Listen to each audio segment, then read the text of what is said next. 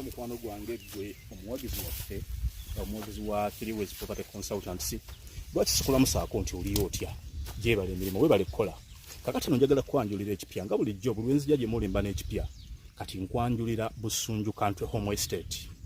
Busunju Country Home Estate eno tugitereddewo abantu abakooye omugotteko. Okooye omugotteko gw'ekibuga, okooye ekyakaali w'ekibuga, oyagala okubeerako ewantu wakakamu, maama wo oyagala kumujja mu kyalo naye ate omusembezeeko okumpi n'ekibuga, mwagala kufuna amaka gammwe ag'omukyalo nga famire. Ekitundu ekituufu kiikino. Wano nno ye Busunju Kasikombe. Wetulina estate eno gitula Busunju Country Home Estate. 5-10 bukadde mukaga n'ekitundu wokka n'ekyapa. Wetukyali in fact abantu 10 abasooka bagenda kufuna plot ku bukadde mukaga n'ekitundu 5-10 wane Busunju Kasikombe. Kakati abanaddako betugenda okutwala mu miliyoni 10. Tunulira ekitundu engeri gye kyakulamu view enkula y'ettaka entegeko obulungi. Ettaka osobola okusimba olusuku, ettaka osobola okuzimba ennyumba. Si kisenyi wabula ttaka omuntu lyandyasaanye okuba nalyo olusuku ogenda kujja wefuna woteeka ennimiro yonna biseera bya kusiga ojja otandikirewo okusiga kuba ettaka sende tubalinze. Three-Ways Property Consultants teweerabira abanafu ba Three-Ways Property Consultants bagamba nti munnange yitayo wali erungujja Kamanya Road wefunire plot ku sente obutono ddala gwe ajagala ng'ojagala buloba that is Mityana Road ojagala Zigoti bwajagala ku Masaka Road waliwo Nsanji waliwo Mityana waliwo Buddo osobola okujefunira sente ntono ddala ate waliwo ne kituyita ekibanja mpola osasulako n'ogenda ng'osasulako paka lwomalayo ploti kubanga ekigendererwa kye kino nti naawe oteekwa okufuuka landlord ate era osobola okubeera landlord ky'olina okukola salawo kati ogende mu Three-Ways Property Consultants basangibwa wali Lungujja Kamanya Road okkiririra kuba erigende wakaliga kiririra ku police ojja kubanga obalaba munange nkusabye subscribing obadde okimanyi nti Mawulana yabadde ayawukanye ne mukyala we ekiwa kitegedde kubanga olwajjo nakikutegeezezza kati nno Maama Fiina yavuddeyo n'atuuza abafumbo bano ababiri bambi mukwano omungi n'abakkirizisa okuddamu okukwatagana. Jukira kitaawe yabadde yeesomye ng'agamba omwana wange Mawulana yamwonoona naye munnange Maama Fiina bambi ng'oggyeko omutima gw'okugaba ate n'ogw'okutuuza n'okuyamba abantu agulina era yakikoze bulungi nnyo. Katubirabe ebyabaddeyo wabula Mawulana yagamba nti yadde takuba mukyalo ono mu nkuba mmwe gye mumanyi mbwayina enkuba endala yabadde Amanya Joseph Seguya president ow'Olugambo. Tuli wano mu maka ga Maama Fiina Matugga we tulabidde ekyafaayo. Baali balowooza nti bano tebajja kuddamu kukolagana kiwedde. Maama okikoze oti? Bano baana bato Seguya. Bano baana bato bakayingira obufumbo bakamumalamu emyaka mitono nnyo batuuzika.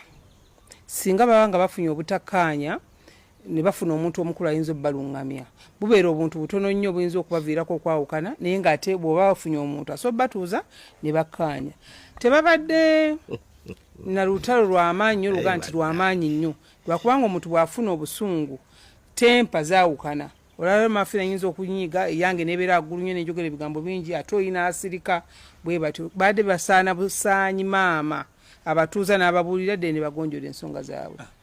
Naye nga ki obadde okukola bw'oti omukyala nga babadde atugamba? Byonna byebagenda tekubadde kituufu. Wamma abadde owaayira?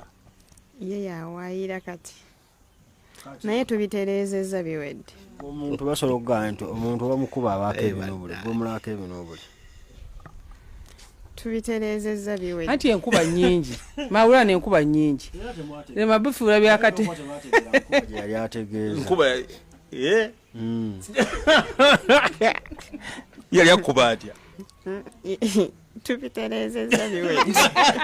Kale kyemuzungu kyogamba for example. Bagala we example zinga nnyingi. Nkuba nnyingi. Kati oyinza kuba omuntu ekikoone najja olunoobule. Oluki? Enkuba kale gyabadde akubibwamu tasobola giraga.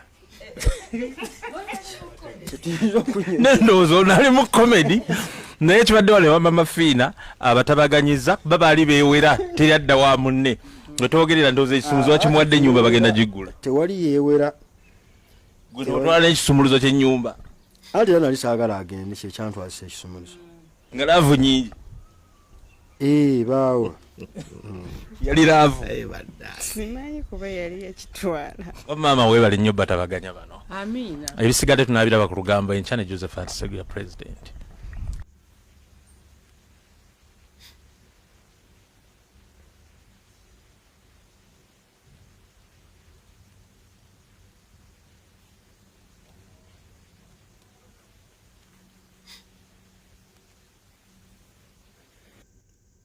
ebyo nno nga biwedde mukwano gwange njagala kutegeeza butegeeza nti Catherine Kusasira bw'oba gy'oli ng'omanyi okusomesa oluzungu omanyi okusomesa kye bayita spellings yitayo ewuwe akwetaaga gwe sooka olabe PRE Presidential Advisor PRE DECAH CAL.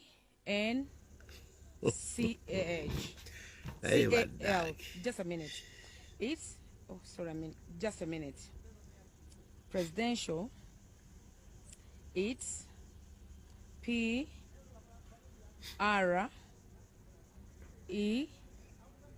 It's PRECIDENCAL.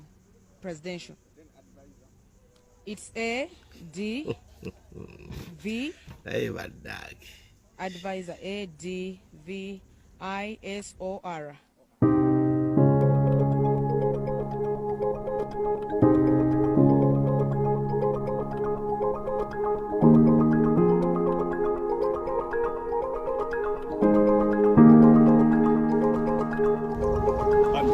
Zabujjukira twaliko kofe na wano tubalaga estate yaffe ya Bukasa Sentema estate banji mwatumujjukira amakuba agali amalungi ekitundu ekyali ekisenge kati twagala obalaga nti ploti zino zonna z'otunuulira zino zonna zitwaliddwa era okuzimba kugenda mu maaso kino kituzaamu amaanyi eriffe various developer bwe tulaga abantu kyetukola abantu bakigula bakyagala ploti tusigazizaawo ploti ntono ku miliyoni kati 35 naye jjukira twajjira twabagabako ploti zaali wansi nsiko miliyoni 25 n'asatu kakati miliyoni 35 osobola okufuna ploti wano n'ekyapa kyayo naye ndozo otunulira environment bwefaanana omuntu yeebuuza ploti 100 ku 100 ebeera etya ploti ziba ploti 2 5 ku 12 oba ogasse ploti 2 ofunira ddala ekintu ekirungi kalina eyo nga bw'ogiraba etudde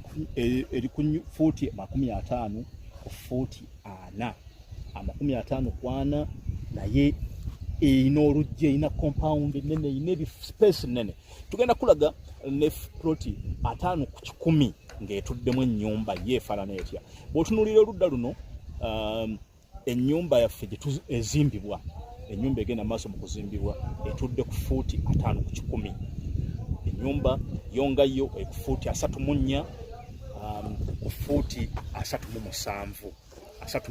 37 otunulira olujja lunene ate nga n'emabega waayo ereseeyo 10 ekyo nno kitegeeza nti ploti gyetwogerako 5 ku 10 eba ploti nene kuggwe ayagala okupulaninga ennyumba era agenda kulaga ennyumba nga olinawo ne boys quarter emanju naye wano miliyoni 35 osobola okufunawo ku ploti mu kitundu ekifaanana bwe kiti neighborhood nnungi view nnungi nnyo environment yeyo yennyini mwoteekeddwa okubeera.